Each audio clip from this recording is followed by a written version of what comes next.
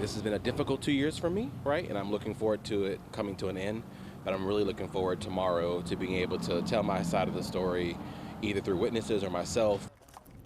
The second day of the trial of New Orleans former 911 director wrapped up this afternoon with at least one more day of witness testimony expected. Now, Tyrell Morris facing several charges, including malfeasance in office and injuring public records over a car crash in 2023. Morris is accused of changing the OPCD policy in the days following that crash to reflect he did not have to take a drug test. Alyssa Curtis has been following the trial for us and is live for us now at court. Alyssa, what was revealed in court today?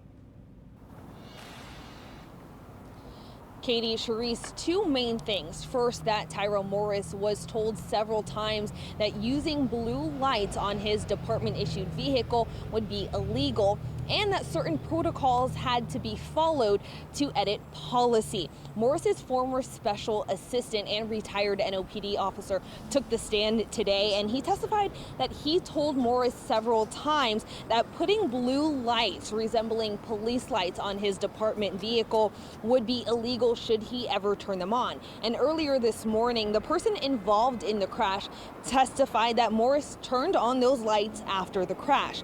The defense tried to argue that Morris never said he was an officer during their exchange. We also heard from the current director of OPCD, who was the director of technology at the time of the crash. He testified that Morris changed the vehicle policy, saying that if there ever should be a change in policy, it should be published as a new version, not just some edits. While there's still witness testimony expected at least tomorrow and possibly going into Friday, it's unclear if Morris himself will take the stand. I have a lot to say, but I have learned, right? I have learned a lot during this process about myself, about just life in the world, and as much as I want to say, I got to make sure that it's in line with the law, right, and it's going to serve me. A lot of times words are twisted, right, and when it's emotional, sometimes you may not deliver. So I have to consider all of that, right, what's going to be the best, and I don't even call it defense for myself, the best way for me to portray the truth.